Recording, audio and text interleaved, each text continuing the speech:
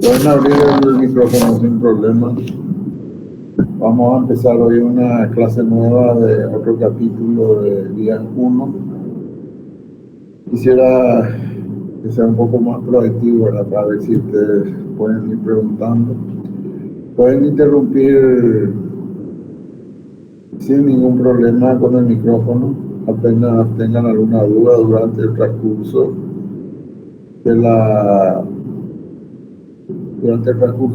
disertación de la exposición, ¿verdad? Entonces, quería decirle eso antes de iniciar con este capítulo, que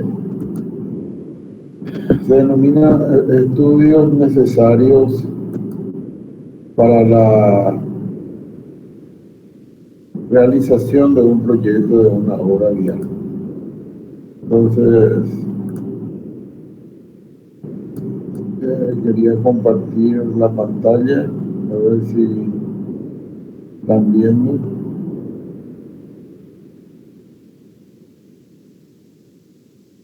Si ven, me avisan por favor.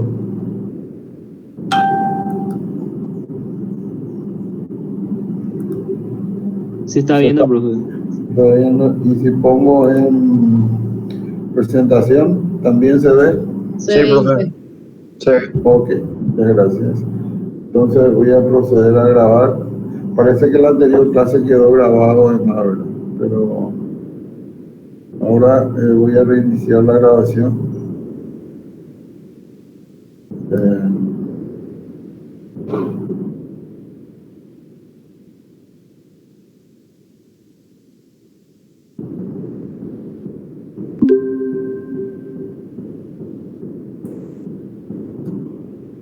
Bien, entonces vamos a hablar un poco de cuáles son los estudios necesarios para hacer el proyecto.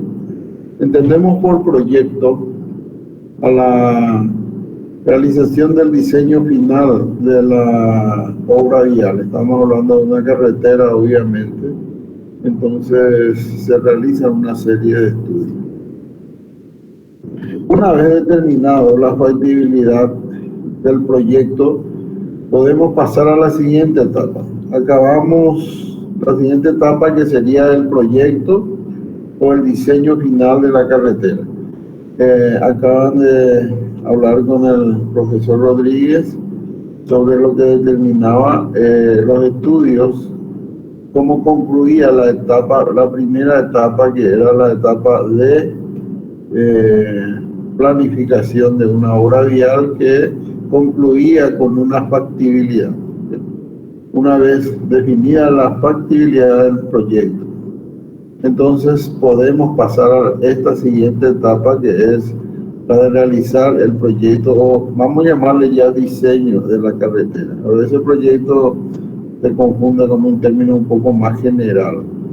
De cualquier forma, querría decirle lo siguiente antes de iniciar esto, que la factibilidad de una obra tiene distintos aspectos. Uno, y obviamente lo principal, ha de ser la factibilidad económica o financiera, o económica y financiera, ambos, que es el retorno de la inversión que se realiza en las carreteras, a fin de que esa inversión realmente se digamos, permita insertarse en la economía de un país. Pero hay otras factibilidades muy importantes también, que son las factibilidades ambientales o socioambientales, que tienen que ver con la, digamos, la posibilidad o no de que la carretera se desarrolle en una cierta región y atravesando o uniendo ciertas comunidades. Esa es la parte socioambiental.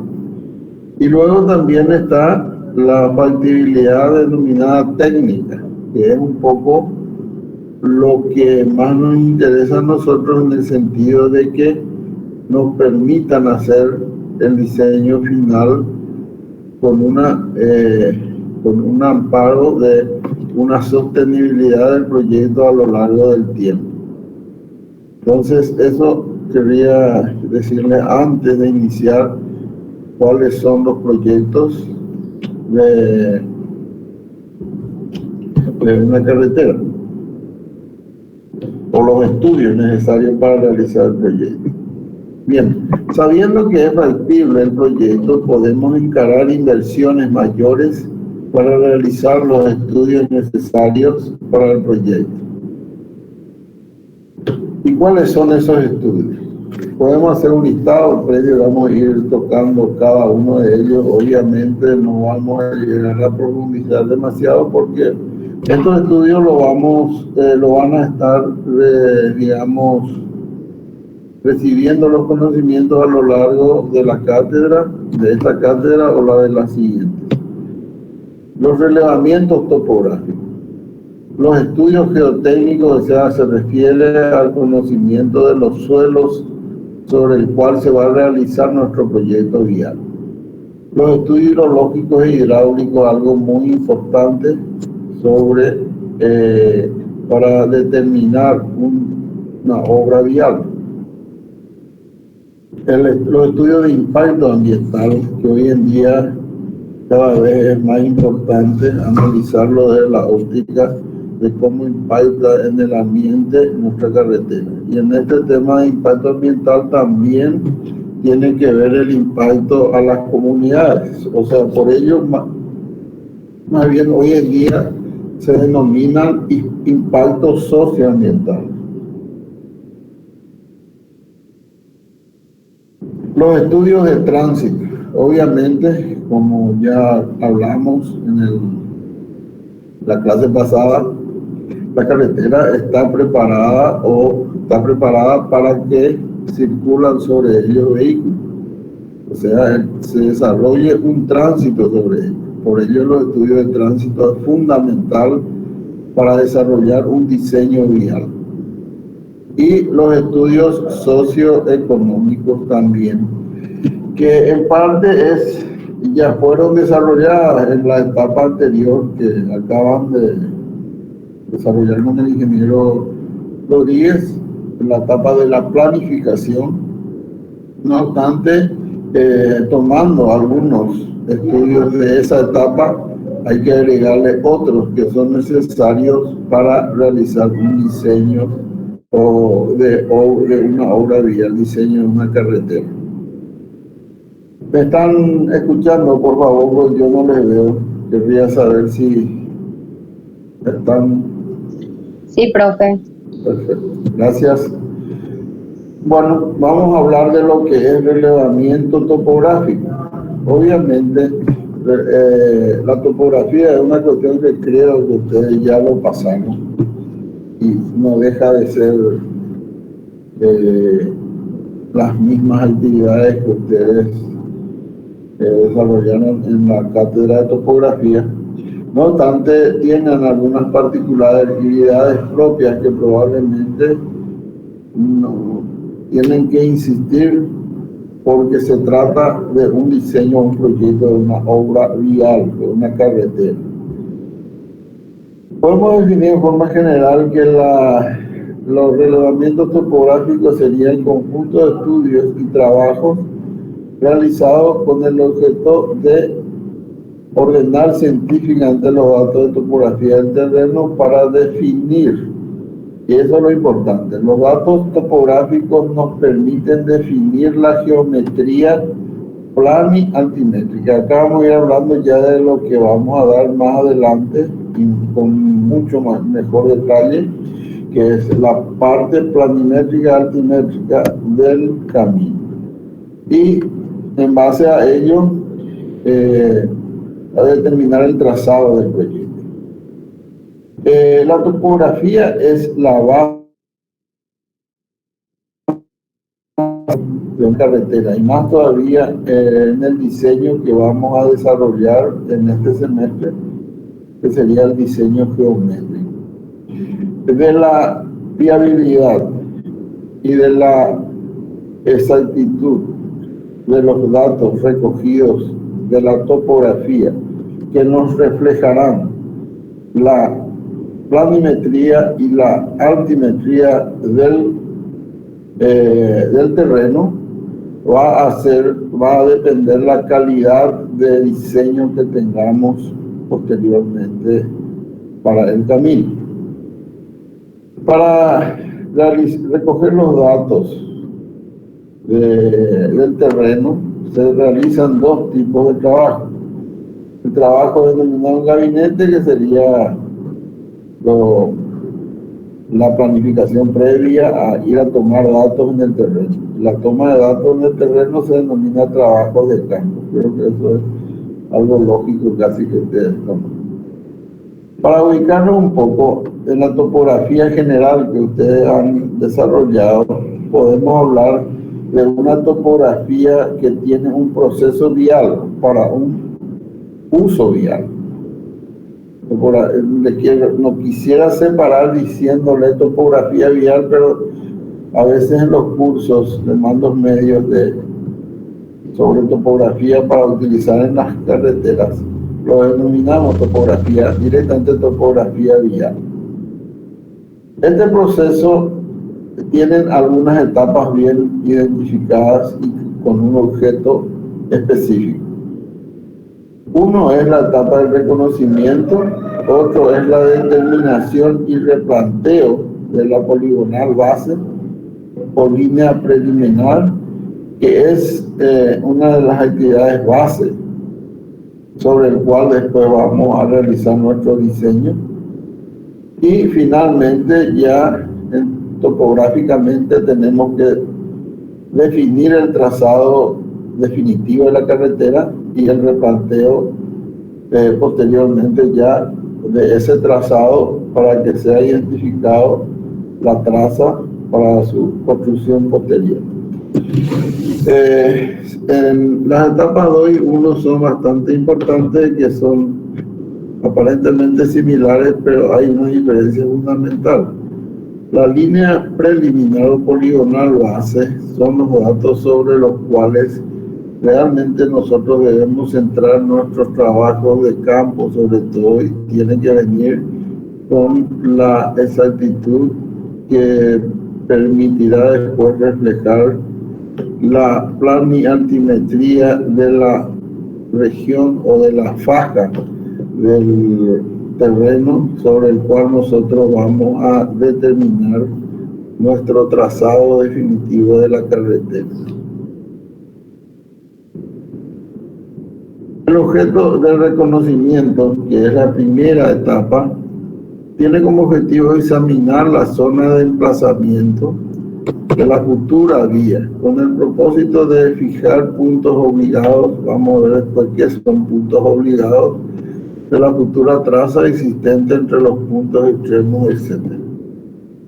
Los trabajos a realizar son, de nuevo, simples, que posiblemente se repite en varios trabajos topográficos.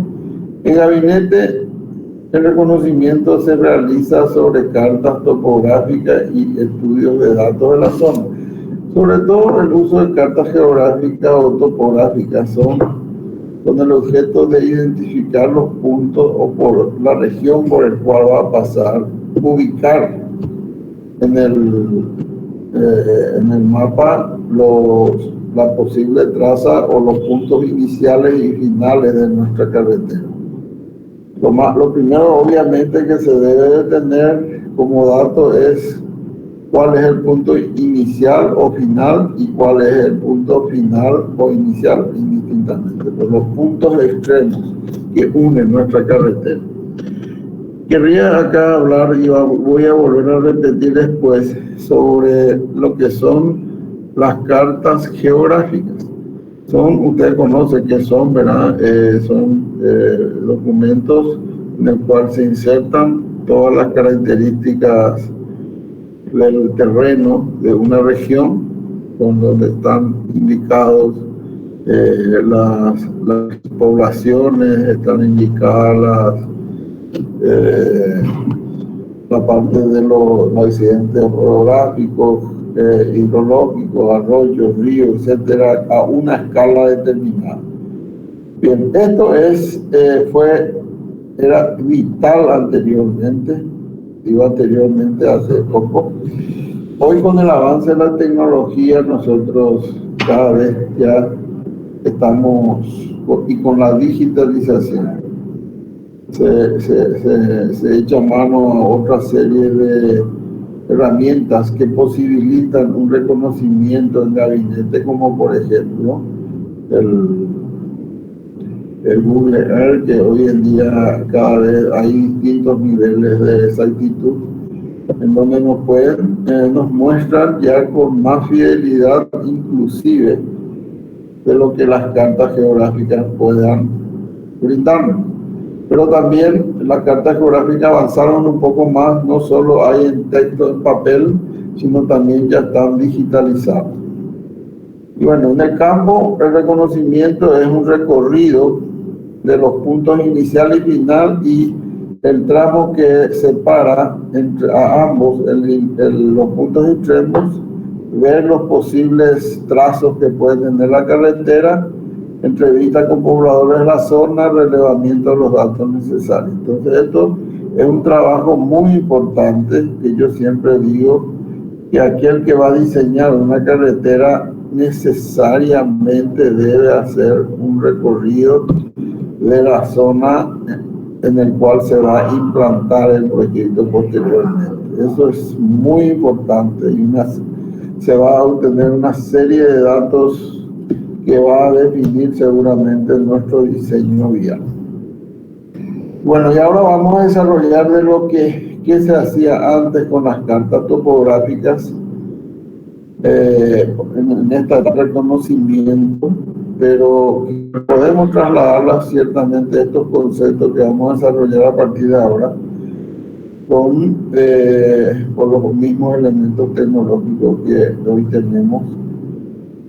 Inclusive hay modelaciones matemáticas del terreno que permiten casi dar en 3 dimensiones ya el terreno. O sea que cada vez es más, digamos, las herramientas nos brindan informaciones mucho más precisas y completas de lo que es el terreno.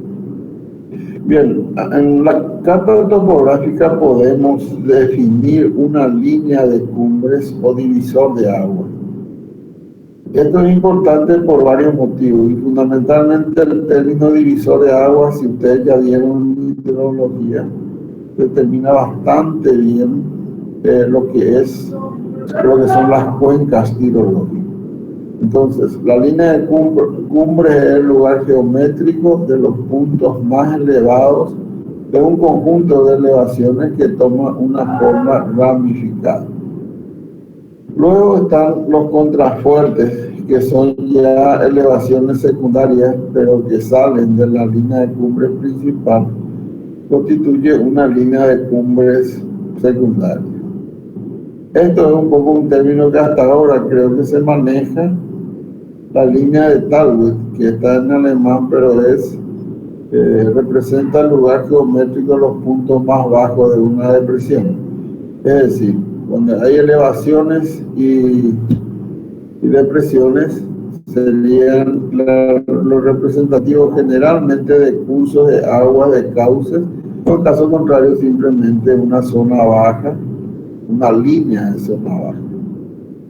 Y las cumbres, así como tenemos línea de cumbres, tenemos lo que es solamente cumbres, que serían los puntos más altos de la línea de cumbre, y también así como tenemos una línea de Tallwitz, tenemos una garganta, que son los puntos más bajos de la línea de la cumbre, porque generalmente las líneas de cumbre son continuas, pero puede tener una zona baja, donde generalmente son pasos para atravesar dicha línea de cumbre. A ellos le denominan gargantas. Y las cuencas hidrográficas, que es un poco ya el resultado de identificar las líneas de cumbre y las líneas de Tallwitz, podemos definir que son las áreas limitadas por las líneas de cumbre y donde las aguas que caen en dicha zona por las vertientes que van a las líneas de Tauber y de ahí van al curso principal. Bueno, esta es una definición obviamente de hidrología que ustedes seguramente van a o ya lo dieron. De estas definiciones anteriores se usaron, surgieron los que se denominan principios de Brisson, que relacionan los sistemas orográficos con los hidrográficos. Hay que entender que el análisis hidrográfico o hidrológico de la región de una carretera cada vez es más importante. Siempre fueron importantes cuando no se tenían las herramientas de modelación matemática o los software de diseño de modelar el terreno. Hoy con las cartas topográficas se debía de realizar los análisis cómo se comportaba el agua en un sistema de accidente orográfico. Y les dije que cada vez es más importante porque el efecto del cambio climático hace que esta relación entre orografía e hidrología cada vez sean más críticos y están teniendo nuevos factores que entran para analizar, por ejemplo, el desagüe de una carretera. La línea de cumbres es sensiblemente paralela a su correspondiente línea de Tauber.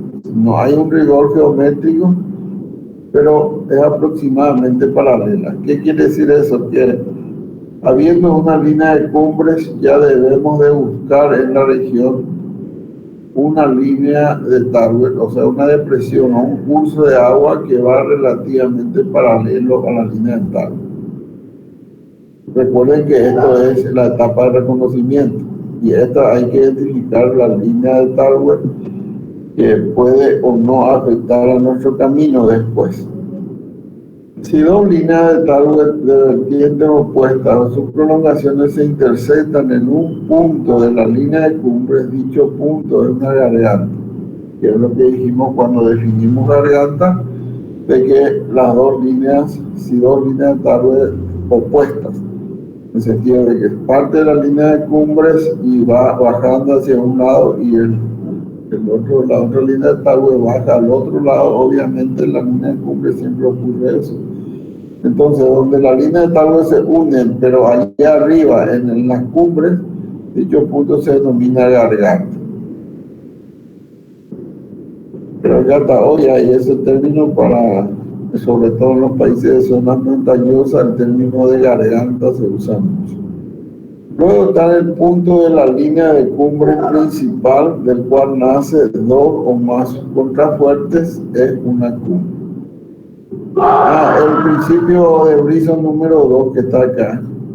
¿Para qué, por ejemplo, puede servir? Puede servir para que sea el punto por el cual la carretera debe atravesar la línea de cumbre, que es la parte más baja de la línea, de la montaña o de la cordillera, para hacer más a nuestro término.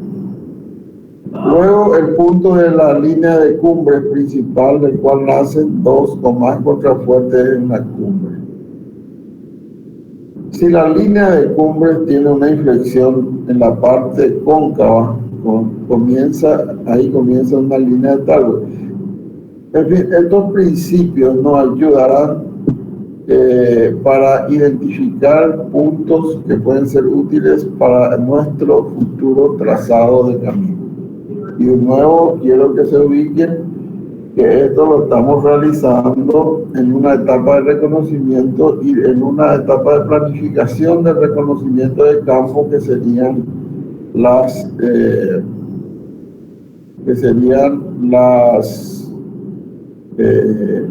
trabajos en gabinete.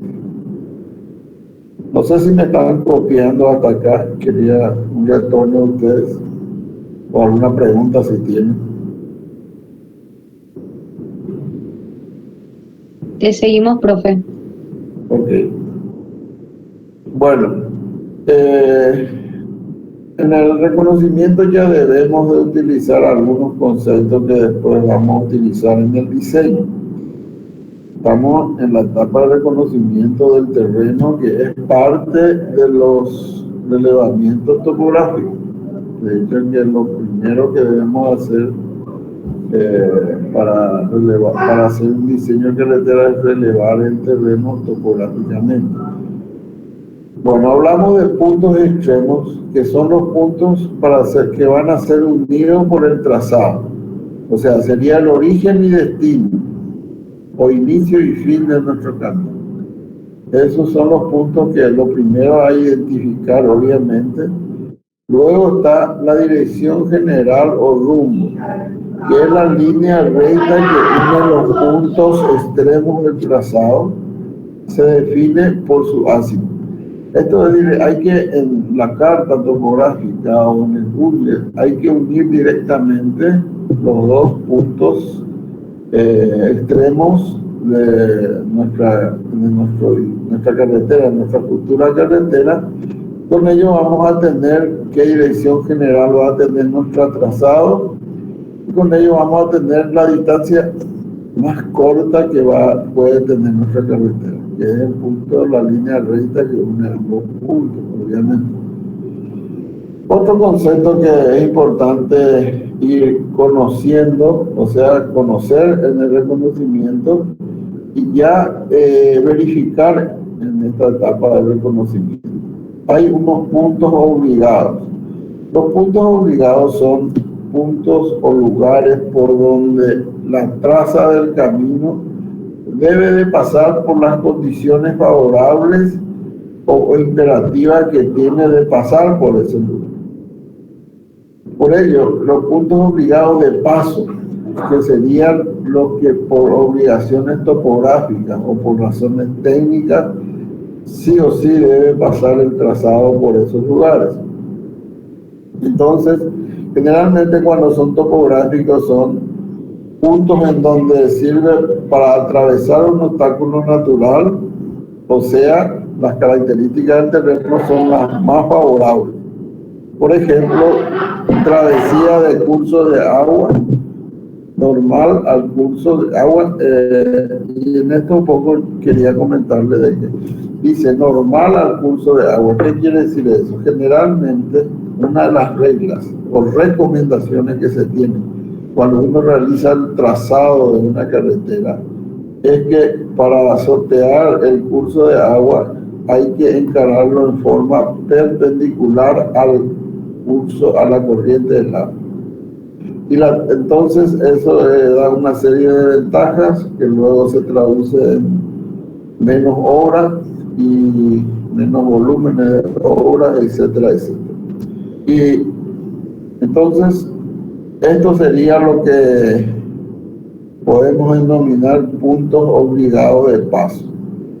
Y luego están los puntos obligados de condición, que serían los ya por otros motivos que no son precisamente técnicos ni topográficos, sino por una condición política o social, donde se exige que pase el camino, por una cuestión de que existe una zona comercial, industrial, centro turístico, centro urbano, a pesar de que estamos hablando de que no quiere decir de que el trazado debe de pasar por un centro urbano. Simplemente que hay que darle la dirección para poder unir ese centro urbano. Hoy en día con las normas de diseño de camino ya no es recomendable que un camino atraviese un centro urbano, pero sí se puede diseñar todos los elementos geométricos para que ese centro urbano no quede aislado, sino quede unido a nuestra futura carretera. Bueno, En la etapa de reconocimiento, que es todavía una etapa bastante primaria, donde la exactitud de los datos a relevar no son tan, digamos, fidedignos como serían las etapas siguientes. Obviamente también se realiza con herramientas o con equipos de precisión bastante menor a lo que vamos a usar después. Un elemento muy utilizado, y hasta podemos hablar hoy en la antigüedad, es la brújula, que nos marcaba el norte y con eso nos ubicábamos en el terreno. Para medir la distancia, esto es, la brújula nos daba la dirección, porque dos cosas hay que tener en la etapa de reconocimiento como en las posteriores etapas de relevamiento, que son la dirección y las distancias. Entonces, antes con la brújula nos manejábamos y nos daba la dirección y el odómetro. El odómetro es, si es que uno hace reconocimiento en vehículos, obviamente, es un equipo, un accesorio que se le pone al vehículo y que mide la distancia. Ya muy poco utilizado hoy en día. Hoy el cuenta kilometraje de los vehículos son bastante más exactos. Y en la parte donde no se accede con vehículos, simplemente con los pasos. Es estimar la distancia con los pasos. Bueno, y hasta que hoy surgieron los GPS de distintos niveles de precisión, entonces en la etapa de reconocimiento puede reemplazarse todo lo anterior con este equipo del GPS que hoy ya nos da la dirección, la distancia y todo lo demás. Entonces, para conocer nada más que existían estos equipos anteriormente, y puede que existan todavía en algunas regiones. Acá habla de un aneroide y un clisímetro. ¿Qué son estos equipos? Estos equipos ya son realmente antiguos, del museo casi. El aneroide es un elemento para medir la presión. Se mide la presión en un punto, luego se mide la presión en otro punto, y por una cuestión de física se quita la diferencia del nivel que existe entre ambos puntos en función a la presión. Los clisímetros, este sí es mucho más rudimentario, que es un equipo que también sirve para medir los desniveles, que está construido por un elemento casi artesanal, que sería como una madera que nos indica por ejemplo, una elevación en forma horizontal, y luego se estima la cumbre de esa elevación. Bueno, otros elementos de reconocimiento: la carta topográfica que ya hablamos, la fotografía aérea, el fotogramétrico y las imágenes satelitales, que es la que actualmente se usa prácticamente en todos los proyectos. ¿Cómo se puede realizar la forma de reconocimiento? Acá están todas las distintas formas, que va a depender de cuán accesible o no están en digamos, la región en la cual se va a construir el proyecto. Hasta podemos hacerlo en avión, en helicóptero. Bueno, hoy en día hasta los proyectos se hacen con vuelos de drones y todo lo demás. Vamos avanzando cada vez más, que facilitan realmente el relevamiento topográfico. ¿Qué es lo que cuáles son los datos que tenemos para que vamos a obtener en el reconocimiento? En primer lugar, la medida de las distancias entre los puntos extremos y los puntos obligados de paso o de condición. Medimos las direcciones, la altura o desniveles de los puntos, pendiente aproximada, una inspección visual y superficial del suelo, aguas subterráneas, si hay o no, superficiales o subterráneas, si se puede identificar.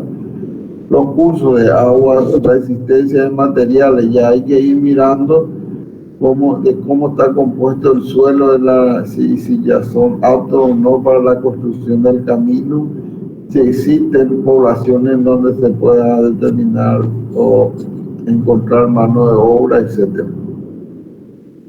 La siguiente etapa es la poligonal base, que es la determinación de la poligonal base o la línea preliminar. Es una poligonal abierta que parte de un punto inicial, tiene que ser de un punto hasta un punto final.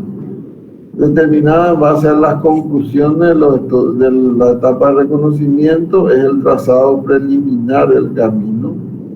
Muchas veces hay una confusión porque ya toman como si fuera el trazado definitivo y no. Simplemente tiene que ser la base para que después hagamos un trazado definitivo. Los tramos componentes del trazado, que son, se indican, ¿verdad? Porque difícilmente se puede hacer un proyecto vial uniendo el punto inicial con el final con una sola recta. Entonces tienen varias rectas, un conjunto de quebradas que tienen direcciones distintas y a cada punto se lo denomina tramos de la carretera. Los puntos de origen destino ya dijimos, también los puntos intermedios como los puntos obligados de paso, pero también es más importante determinar los puntos de cambios de dirección que se denomina puntos de inflexión. Entonces un poco con esto tenemos la poligonal base o la línea preliminar. ¿Cuáles son los elementos de esta poligonal base? Y bueno, ya estamos entrando ya en la etapa de identificar o ver ya plasmado más nuestro futuro proyecto. Los elementos de la poligonal base son las progresivas, que son las indicaciones de las distancias que se denominan estacas. Las estacas son, digamos, medidas, es prácticamente la unidad de medida que tenemos en carretera y hasta hoy se utiliza, porque anteriormente la forma de medir las distancias se realizaban con cinta métrica, obviamente, y la cinta métrica más exacta, con menos errores, era la de 20 metros. Entonces se colocaban las estacas en un punto y a los 20 metros otra estaca y así cada 20 metros. Entonces ahí surge que las progresivas en el camino, en nuestro diseño geométrico que vamos a hacerlo, va a estar indicado la unidad de medida es de 20 metros. O sea, la progresiva, que es el avance de la distancia a partir del origen, van a estar fijados por las estacas, o sea, cada 20 metros. Luego viene el rumbo, la dirección general, que habíamos dicho que es la dirección de la recta que une el origen con el destino. Punto de inicio, punto final, punto de flexión o vértice. Esto es importante, es lo primero que vamos a ir determinando, que sería cada cambio de dirección de la traza o de nuestra línea preliminar. En fin, hay otros puntos obligados. Bueno, y luego están algo muy importante en esta poligonal base. Ya se realiza el relevamiento de las secciones transversales, es decir, se realiza la toma de distancia a ambos lados de nuestra línea preliminar, tomando distancias y altimetría, la nivelación geométrica a ambos lados. Entonces, ¿cuál es el objetivo? Es que tengamos una línea curvas de nivel en toda la faja del futuro camino. Es decir, la poligonal base, ¿cómo? Cada 20 metros. Cada 20 metros, y con ello entonces vamos a estar barriendo, entre comillas, un ancho a ambos lados de la línea preliminar con los datos de distancias en planimetría y de diferencia de nivel en altimetría. Entonces, porque esto es el trabajo más importante del relevamiento, entonces tenemos que relevar una franja alrededor de la línea preliminar o poligonal base, y después vamos a ver para qué eso es, ¿verdad? Por ello es que en esta etapa ya se utilizan elementos ya de mucho más precisión, que son los teodolitos y jalones, que son los convencionales, ¿verdad? Los teodolitos y jalones, ustedes saben ya por topografía que nos da la dirección de la traza. Y el nivel de anteojo y regla nos da los desniveles para hacer le llamamos al trabajo nivelación geométrica, pero es para determinar los desniveles entre puntos y puntos de la traza o de la línea preliminar en este caso, y también de las secciones transversales. Luego tenemos las estacas, que serían la distancia, la unidad de medida, la distancia, pero también físicamente nosotros debemos de fijar los puntos con una estaca de madera. La estaca de madera se tiene que ir cada 20 metros y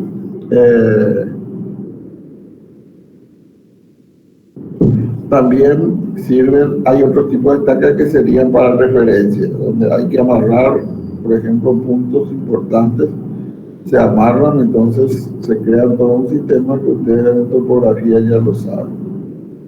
La cinta métrica, si uno usa teodolito y jalones, y nivel de anteojo y regla, necesita la cinta métrica para ubicar los lugares donde están y medir la distancia.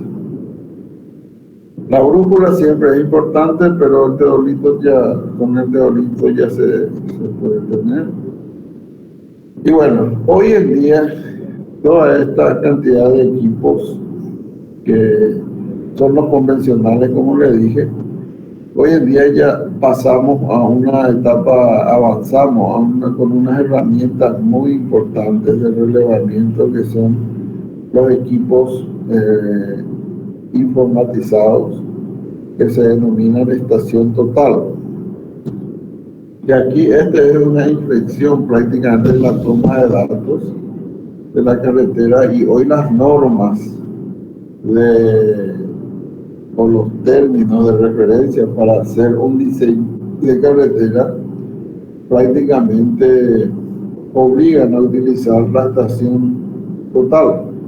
Por lo siguiente, con la estación total hacemos los trabajos del teodolito y del nivel de anteojo. Es decir, nos sirve para determinar las direcciones, nos sirve para determinar los desniveles entre los puntos, pero además también nos sirven para determinar las distancias de los puntos.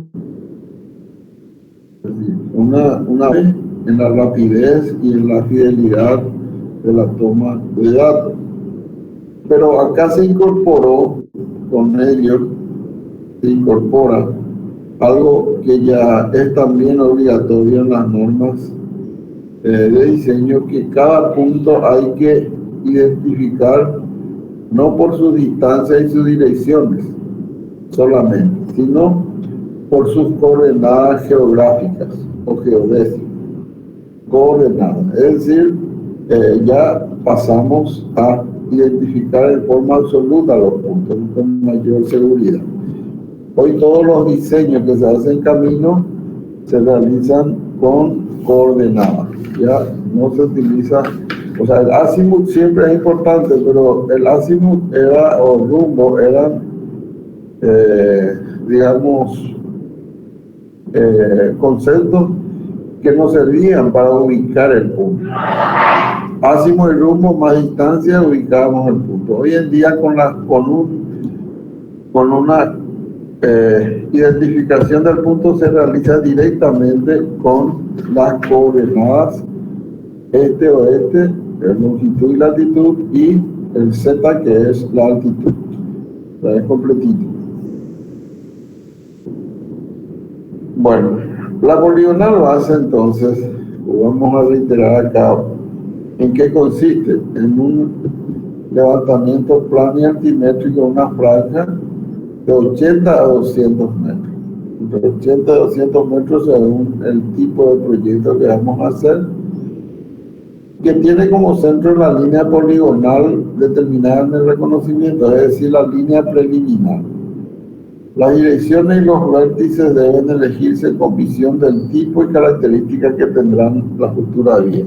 O sea, no es cuestión de ir a levantar cualquier punto, sino que hay que ir predefiniendo el futuro trazado de la carretera. Pero tampoco podemos llegar al otro extremo. Y el otro extremo es que la gente va y hacen el relevamiento de la poligonal base como si fuera ya un replanteo del camino. Y eso tiene mucha distorsión al proyecto. Vamos a ver después, puede tener muchos defectos por ello. Entonces lo más saludable es que nosotros hagamos un relevamiento de una franja dominio y con ese relevamiento vengamos al gabinete a trazar la línea definitiva para después volver a ir a marcar en el terreno. El relevamiento comprende las siguientes actividades. Relevamiento plano y altimétrico de la franja. ¿En qué consiste esto? En la medición y estaqueamiento, amarre de los puntos, etc. Medición de distancia. Medición de ángulos y determinación del rumbo de azimut. Y acá donde probablemente con la estación total, estas dos acciones directamente es determinar las coordenadas de los puntos. La determinación de coordenadas de los puntos hace que tengamos la distancia, tengamos la dirección, no necesitamos ángulos, y tengamos también inclusive depende de la precisión del equipo, el desnivel entre ambos puntos.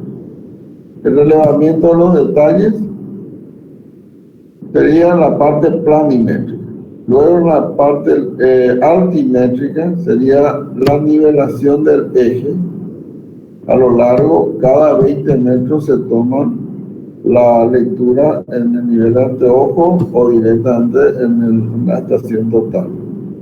Y finalmente la nivelación transversal. Cada 20 metros a ambos lados hay que medir distancias y desniveles dentro de los 80 metros. Si es 80 metros nuestra franja o 100 metros nuestra franja, en la línea preliminar tendría que estar en el medio, o sea, si es levantar transversalmente 50 metros a ambos lados.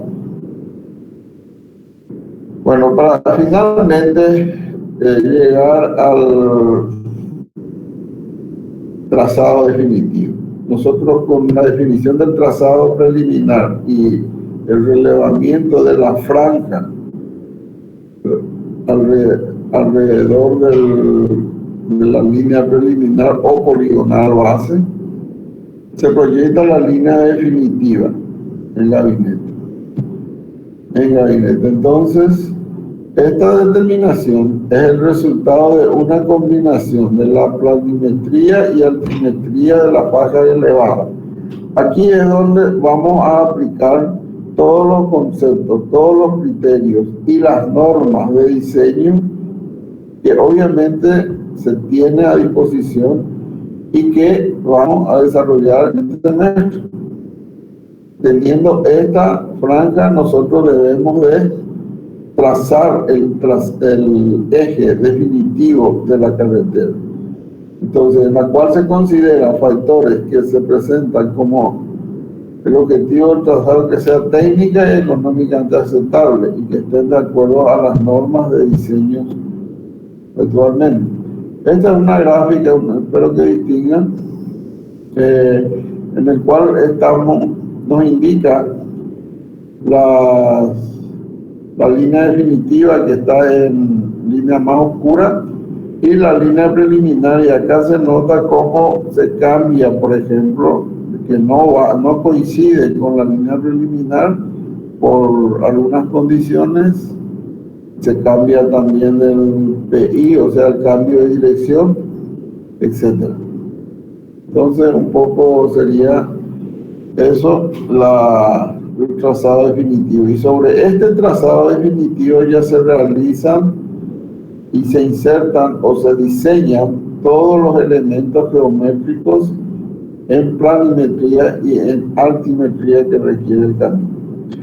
Ustedes van a dar con Lara López un trabajo práctico en el cual sobre una línea preliminar o una franja relevada, una faja relevada, van a definir el trazado definitivo donde van a tener que diseñar todos los elementos geométricos de una carretera. Es decir, van a diseñar una carretera.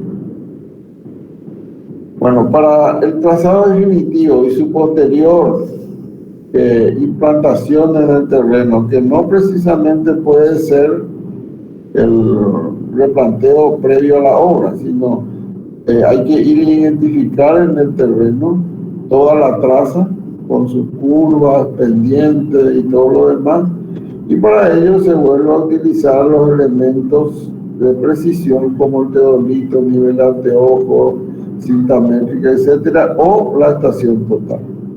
Como le dije, hoy en día casi es imperativo para hacer un diseño contar con la estación total o equipo informatizado por la exactitud, la facilidad y demás que hoy en...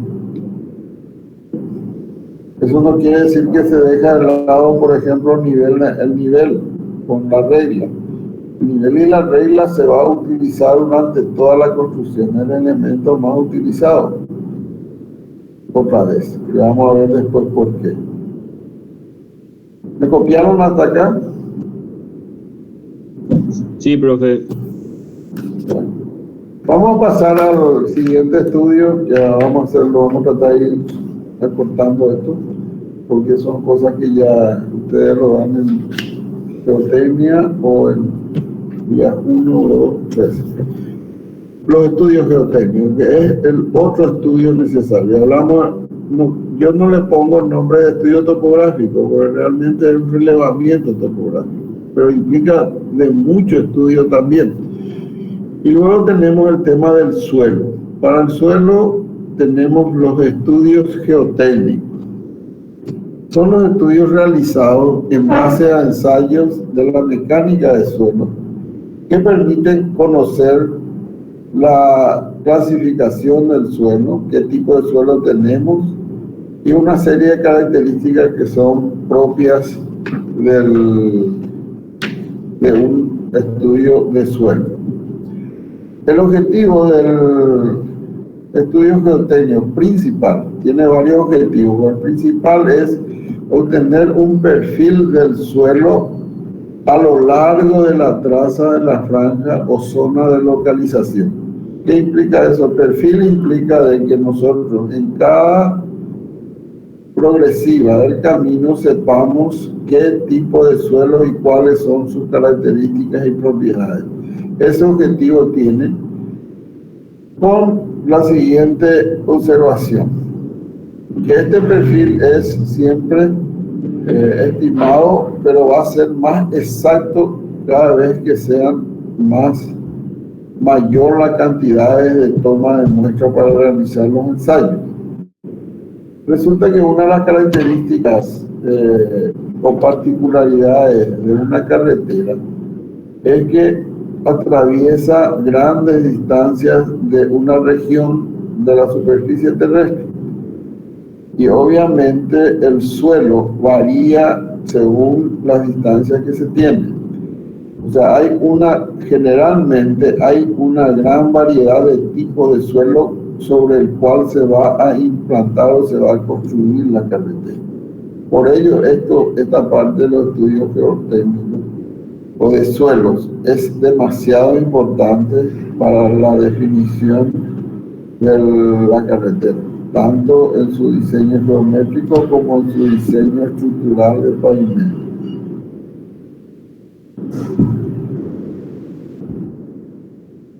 ¿Qué comprenden los estudios geotécnicos? Estudios geológicos y geomorfológicos a lo largo de la traza, es decir, determinar el tipo de suelo, el origen de los suelos inclusive, y la morfología, las características del suelo.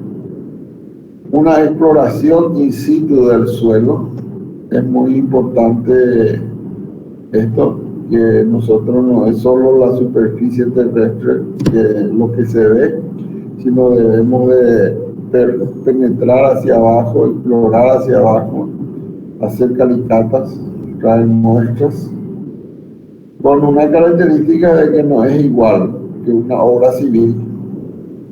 Esta exploración no es como una obra civil cualquiera o un edificio, como ustedes ven acá.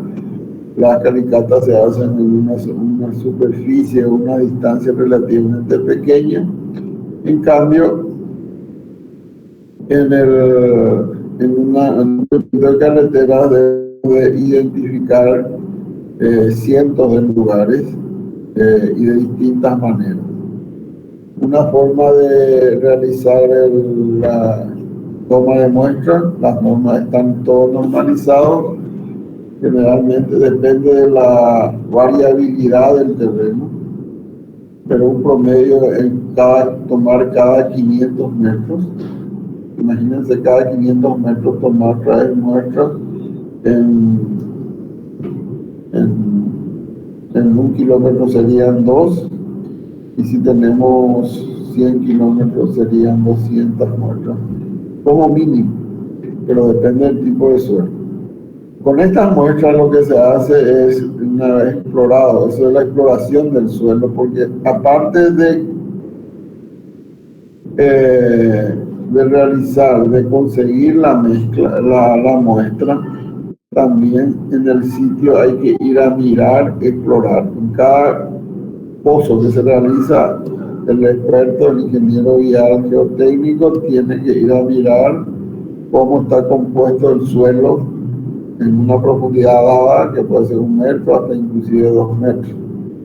Y de ahí traen las muestras y se realizan los ensayos de laboratorio. Objetivos generales que ya lo dijimos, que es lo del perfil, pero tenemos una serie de otros objetivos que podemos decir. En primer lugar es que debemos de conocer las propiedades mecánicas respecto a su capacidad de soporte, la física, cómo se comporta con otros materiales, con el agua y demás, y las químicas del suelo. ¿Para qué esto? Para definir, por ejemplo, algo muy importante en la carretera, que es el material que se va a usar en el terraplén. El terraplén es uno de los volúmenes de obras mayores que se tienen en la carretera. La estabilidad de los taludes de estos terraplenes. O sea, los terraplenes generalmente se construyen con una terraplén para definir antes qué es el terraplén. Es todo terreno que se adiciona sobre la superficie terrestre y se eleva de nivel la carretera. Entonces a eso se denomina terraplén y se construye obviamente de suelos. Generalmente los volúmenes son importantes, entonces hay que ver cómo construir. Y la forma de construir es que es un trapecio invertido con la base menor arriba, que sería la plataforma del camino donde circulan los vehículos, y la base mayor sería en el suelo sobre el cual se funda. Pero tienen unas digamos, las figuras geométricas que tienen unos planos inclinados. A esos planos inclinados se denominan taludes. Los taludes tienen que tener una estabilidad dada, no puede estar sujeto a erosiones, ni mucho menos a deformaciones o corrimientos. Entonces, a través del conocimiento de las propiedades mecánicas, físicas y químicas del suelo, se determinan la estabilidad y la inclinación o no del suelo del terrapleno. También es importante para saber la característica de nuestra superestructura, que es el pavimento. El pavimento se funda sobre el suelo, entonces por ello es importante conocerlo. Y también obviamente de las estructuras, de los puentes, de las alcantarillas, etc. Es muy importante entonces el suelo, conocer el suelo, las propiedades mecánicas, físicas, químicas del suelo. Por ello es uno de los objetivos principales. Obviamente con este primer objetivo de conocer las propiedades del suelo, se realiza el objetivo primario del estudio, que es el perfil del suelo a lo largo de la traza de la carretera. Luego tenemos que identificar a través de estos estudios los materiales que vamos a utilizar en la carretera. A esos materiales que se va a utilizar en la carretera se denominan materiales de préstamo. O sea, se presta para poder usar en la carretera. De ahí viene su nombre. Entonces, normalmente en la jerga nosotros le llamamos cantera de suelo. Así como hay cantera de piedra, las canteras de suelo son los lugares de donde se extraen los suelos para poder utilizar en la construcción de la carretera. Entonces, uno de los objetivos del estudio geotécnico, o estudio de suelo, es localizar los materiales de préstamo. Verificar el nivel de la capa freática, también importante para las obras de drenaje. Planificar el proyecto para el diseño, esto sí ya tiene que ver con el perfil. ¿Qué quiere decir eso? Trazar, determinar tramos cuyas características del suelo son similares o por sus propiedades sean similares. Entonces se tramifican tramos de suelos de iguales o similares características.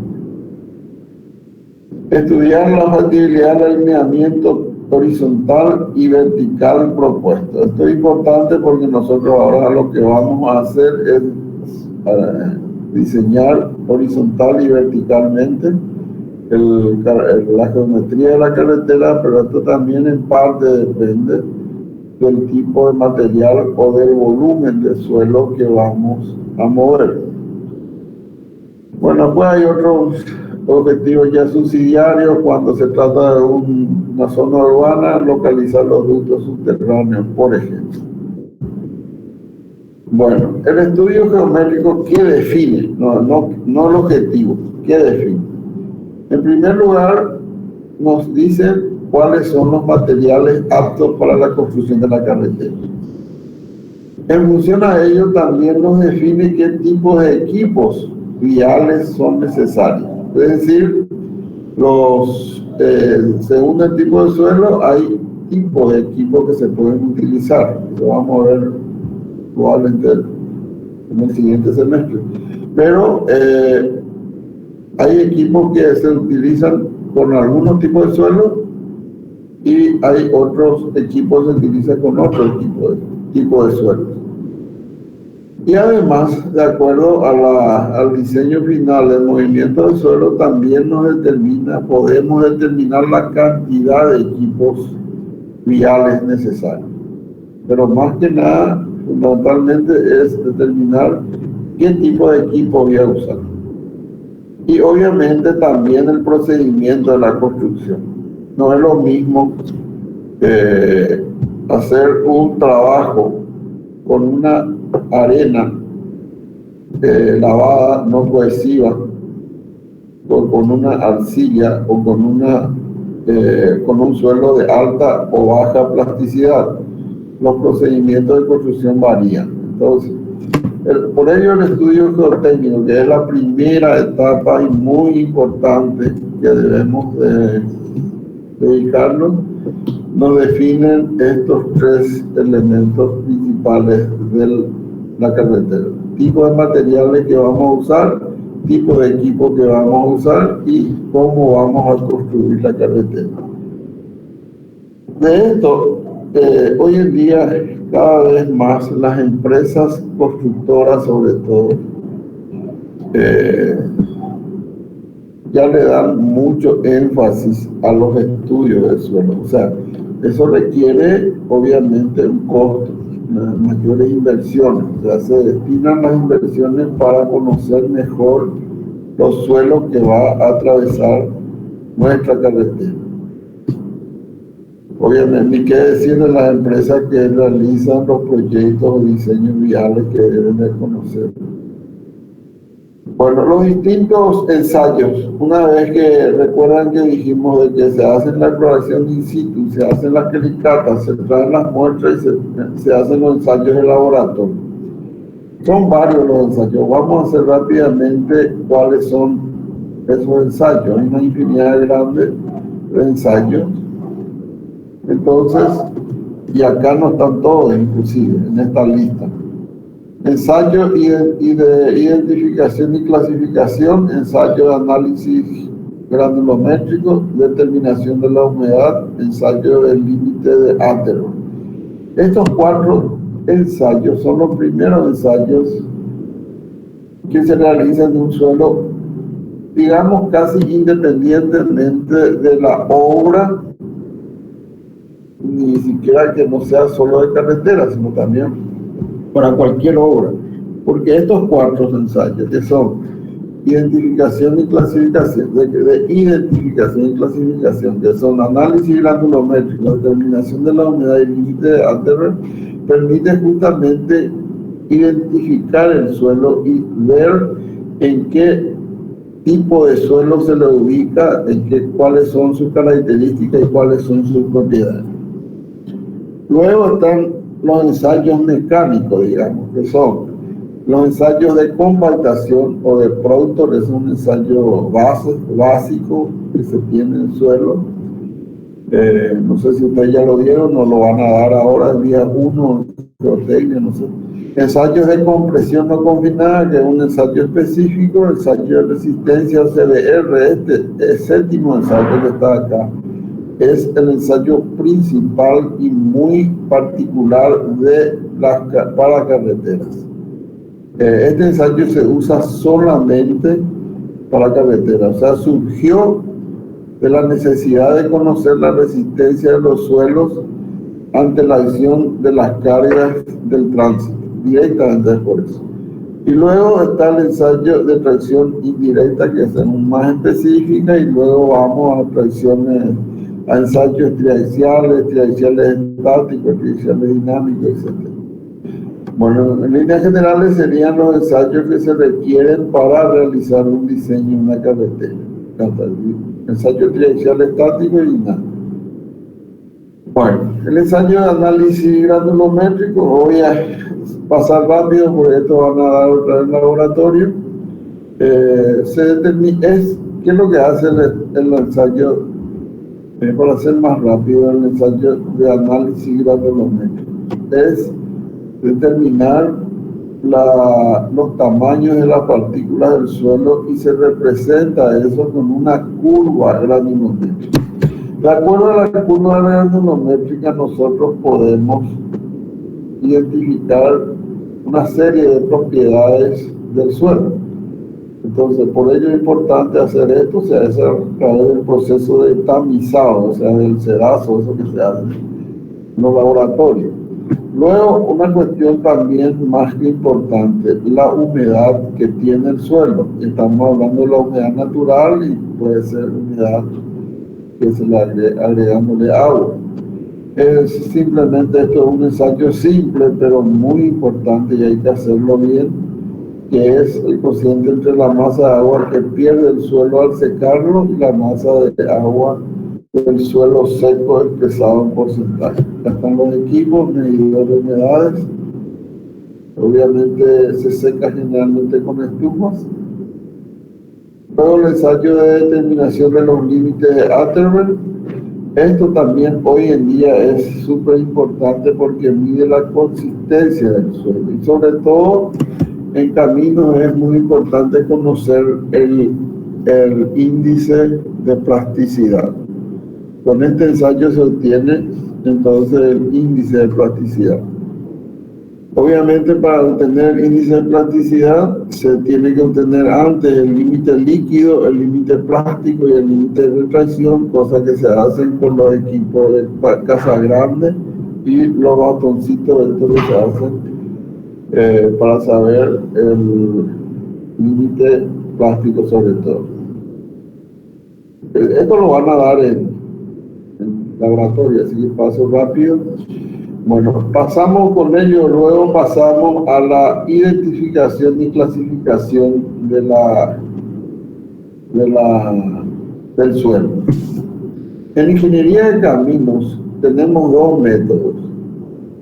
Uno que es casi exclusivamente de caminos, que es de la ASTO. Acá hablamos otra vez de una institución de investigación que es de referencia mundial de las carreteras, que es la American Association. Bueno, ahí está el nombre en inglés, que no sé hablar inglés, pero ASTO es la abreviatura. Está esta clasificación, esta tabla que la ASTO determinó, lo desarrolló en los Estados Unidos y clasifica el suelo en 7 grupos en base a la granulometría, al límite líquido y al índice de plasticidad.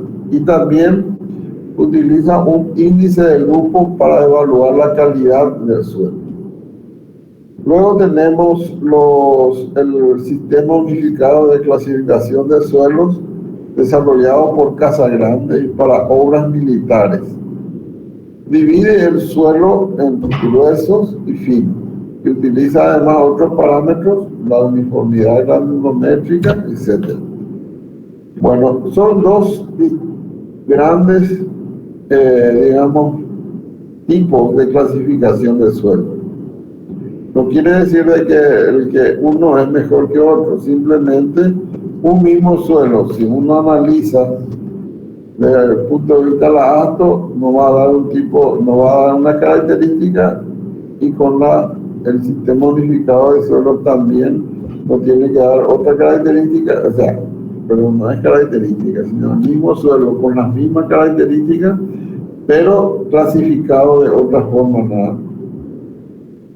Esta es la tabla de la ASTO, en el cual divide en 7 grupos. Acá arriba en rojo están los tipos de suelos. Los A, A1, A2, A3, A4, A5, A7. A medida que va aumentando los números, son suelos más de peores condiciones, ¿verdad? Los grandes grupos de suelos que clasifica la ASTO son los granulares y los finos, o sea, los gruesos y los finos. Bueno, en esta tabla también van a dar el laboratorio para identificar. Es muy importante que estemos bien compenetrados con esta clasificación. El ingeniero vial ya tiene que entender qué tipo de suelos son, a veces a simple vista o con el tacto, en la carretera, en la construcción. El ingeniero ya debe de conocer qué tipo de suelo es.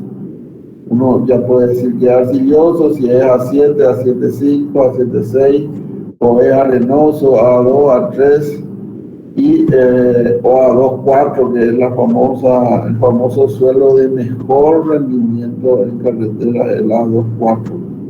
Quiero que vean en el laboratorio qué tipo de suelo es ese.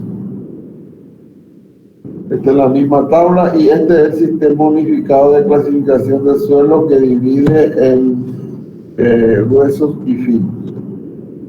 Y también están todas sus indicaciones que le dejo para que el laboratorio sea mejor dado.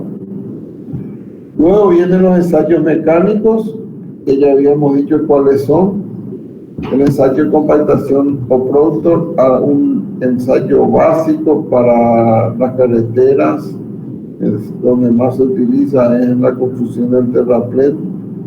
Tiene por objeto determinar la relación entre la humedad y la densidad seca, que es obtenida cuando es compactado en un una probeta metálica bajo unas indicaciones de la norma, obviamente la norma del ensayo, pero que replica la compactación en el terreno luego. La densidad seca, la relación de la humedad y la densidad seca, se obtiene lo que se conoce como curva de Proudhon y determina el contenido óptimo de humedad y la densidad seca máxima. Resulta que a medida que la humedad varía, la densidad seca aumenta o disminuye. En este ensayo vamos a ver de que a medida que se aumenta la humedad, aumenta la densidad seca hasta llegar a un punto de una densidad seca máxima. Si se le agrega más humedad, es que empieza a disminuir nuevamente la densidad. A ese punto de densidad seca máxima se le conoce como humedad óptima, que es muy utilizada en carretera. Luego está el ensayo de compresión simple, que es un ensayo que normalmente sirve para evaluar los materiales, sobre todo mezclas de suelos, como suelo cal, suelo cemento, etc.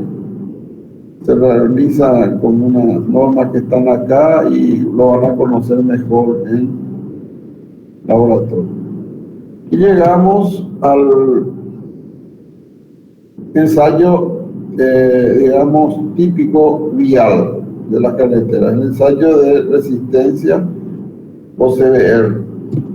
El CBR quiere decir California Bearing Rating, es un índice de soporte de carretera, índice de soporte de California.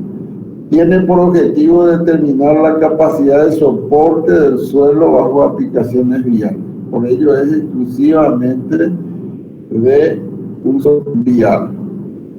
Este ensayo es un ensayo empírico que se realiza por medio de una penetración de un vástago, o sea, un cilindro padronizado en la masa del suelo, que sería la muestra, y se mide la distancia aplicada.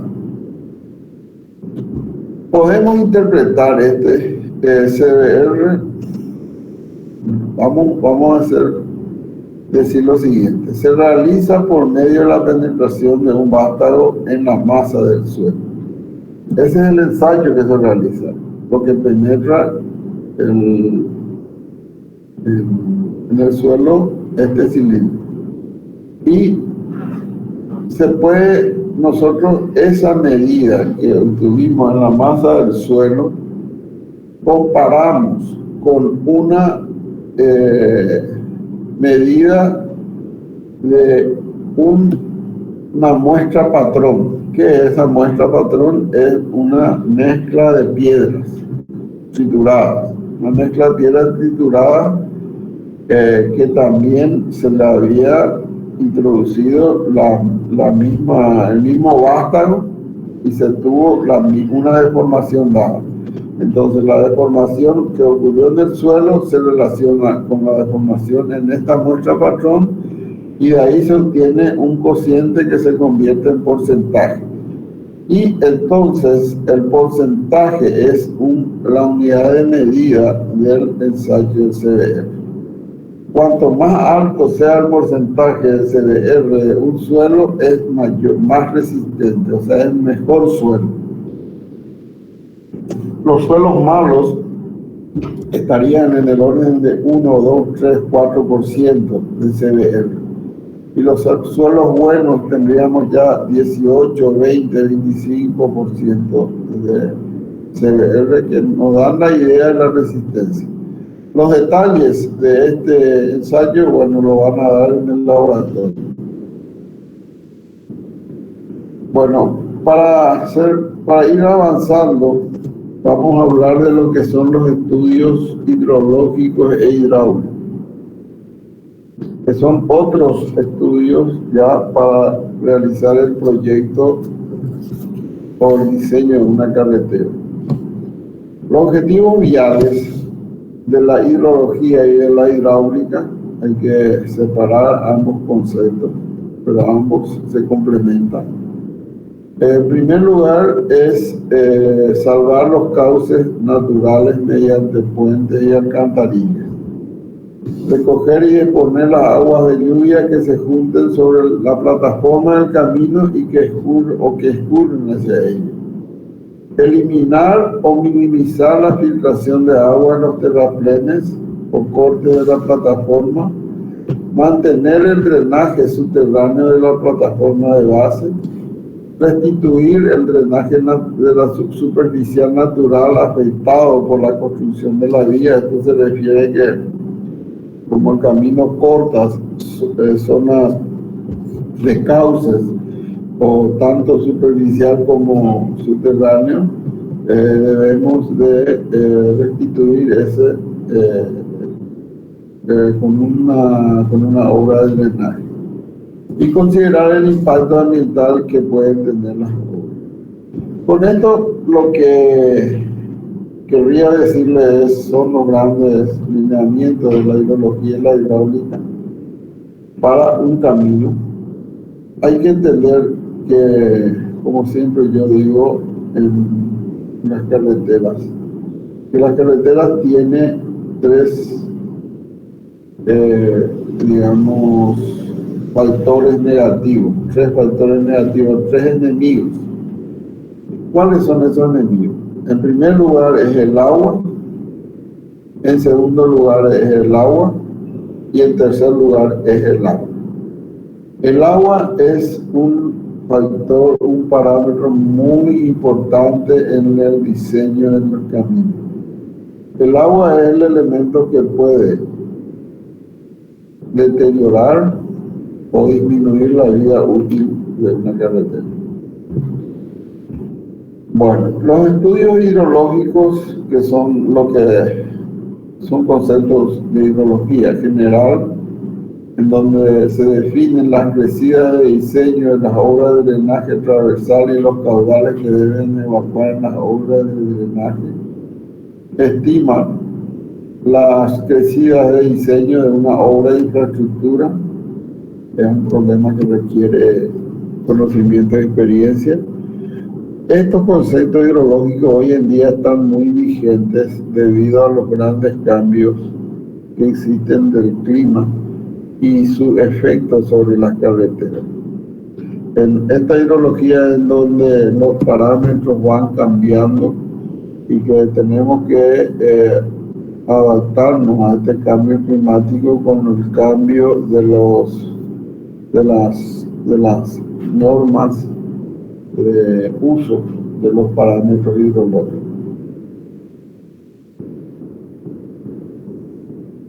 Los estudios hidráulicos, con ellos, un poco para que diferencien lo que son los estudios hidrológicos, la hidrología en sí, que se refiere a la cuenca, a la crecida, a la obtención de los caudales de agua.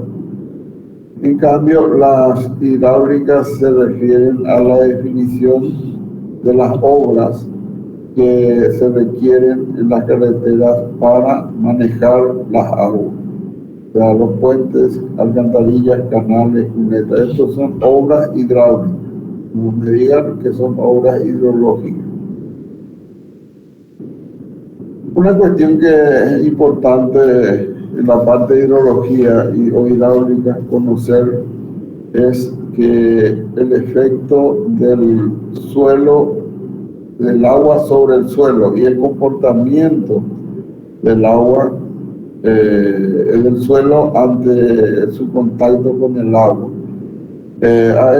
Para ello tenemos los estudios hidrogeológicos, que es importante analizar. Con ellos se diseñan obras de drenaje necesarios para el buen funcionamiento de la carretera. Puede ser la base de la plataforma, el terraplén, etc. Y este comportamiento depende de las propiedades del suelo, las cargas hidráulicas existentes, las condiciones de borde del problema y la situación inicial del problema. Entonces, un poco así a grandes rasgos son los estudios que vamos a hacer para que la parte de hidrología y hidráulica para diseñar el camino. Luego tenemos los estudios de impacto ambiental. Es importante analizarlo, cada vez más actual, porque cualquier alteración de las condiciones ambientales o creación de un nuevo conjunto pueden ser adversas o benéficas causadas por la acción del hombre, en este caso sería la carretera.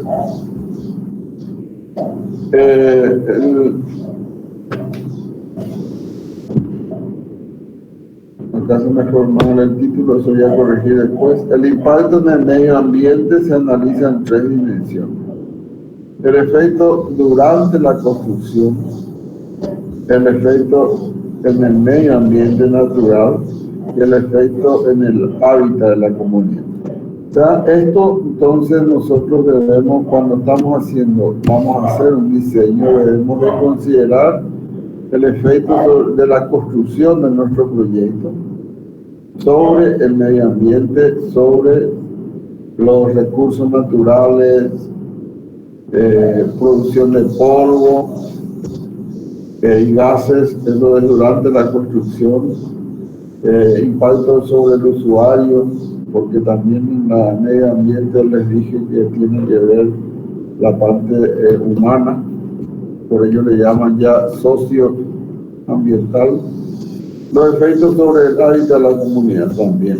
Entonces, y lo normal, el 2 se refiere al efecto sobre el medio ambiente natural, lo que intuitivamente nos viene del medio ambiente es la fauna, la flora, los cursos de agua, etc. Lo que se hace en los estudios de impacto ambiental es proponer todas las medidas que eviten un impacto negativo al medio ambiente y si no puede evitar que proponga acciones que mitiguen esos males que puedan determinar la construcción de una obra vial. Luego tenemos los estudios de tránsito. Voy a hacerlo rápido esto porque van a dar con el ingeniero Troche lo que es tránsito. Pero para entender, nosotros para hacer el diseño de una carretera necesitamos el estudio de tránsito para saber el comportamiento del transporte de la zona. Para ello necesitamos hacer un conteo del tránsito, es decir, contar el tránsito tiene o aforo del tránsito, le va a explicar el ingeniero después en qué consiste, pero contar hoy y también lo más importante, proyectar durante toda la vía útil de la carretera del tránsito. Categorización del tipo de vía, de acuerdo al tránsito, nosotros vamos a categorizar nuestra carretera.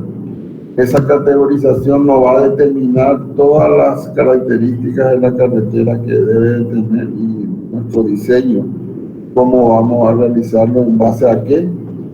El establecimiento de un vehículo del proyecto, que ya hablamos, a través de los estudios de tránsito se determina eso. Un valor muy importante, tanto en el diseño geométrico como en el diseño estructural del pavimento, que es la determinación del tránsito medio diario anual actual y también su proyección a lo largo de la vida útil. Y también un elemento muy importante, fundamental para el diseño estructural del pavimento, que tiene que ver con las cargas del tránsito. Las cargas del tránsito se determinan a través de un concepto que vamos a dar en el próximo semestre, que se denominan ejes equivalentes para el diseño.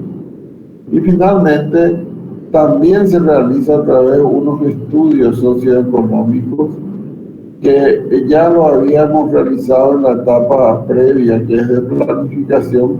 No obstante, hay que volver a repasar, implementarlo por varios motivos, porque realmente cuando el constructor, cuando vamos a diseñar nuestro camino, vamos a analizar el efecto de los aspectos socioeconómicos sobre nuestro diseño. En esto se hace un análisis de la población existente, análisis de la producción de la zona, características de los grupos humanos y su movimiento, servicios públicos y privados que existen en la zona. Algo cada vez más importante en la construcción de obras viales, que es la empatía de los beneficiarios con los proyectos. Esto se puede saber con unas encuestas de los beneficiarios directos, porque ya hubieron muchas obras viales en nuestro país que tuvieron inconvenientes porque los beneficiarios o los usuarios o los afectados a un proyecto no estaban de acuerdo o se sentían, digamos, dañados por la implantación de la carretera, etc. Esto es importante que ellos sea socializado el proyecto y sea aceptado por quienes están afectados al proyecto. Y una cuestión en esta parte del estudio que sí o sí hay que hacer en el diseño de las carreteras es la cuantificación de las afectaciones de los terrenos e indemnización. Porque esto es otro tema crítico para liberar los terrenos privados que van a afectar nuestro diseño. Es importante que se tenga bien definido ya cuando se esté haciendo el diseño.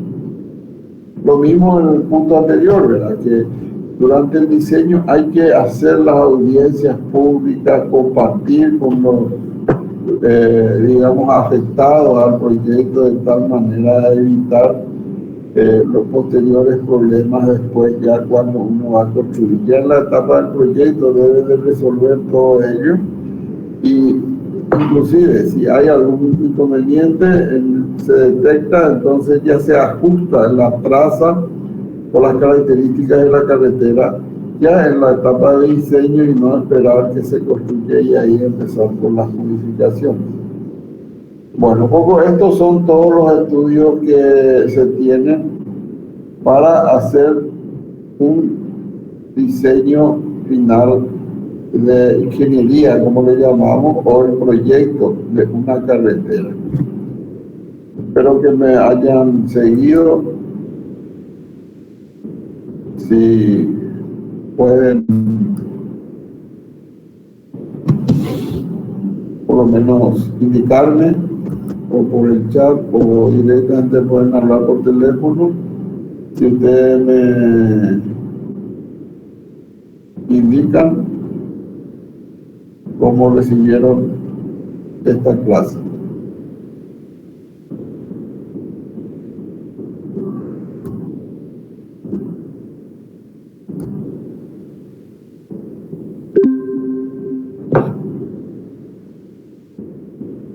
Bueno, todo claro, dice Jesús Coronel. Está bien, pero no obstante, si tienen preguntas, estoy a las órdenes.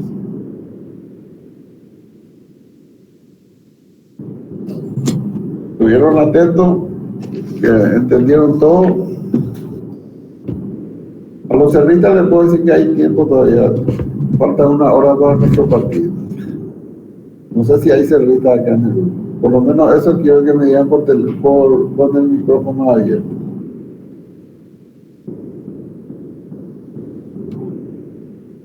¿No hay? No puede ser que no haya cerristas acá. Bueno, no, eso es una broma nada más. Bueno, para amenizar un poco. Bueno, muchas gracias a todos. Voy a poner un cuestionario, un formulario, a ver si me responden. Cualquier cosa también les pido que les consulten a Lara. Lara está en la clase.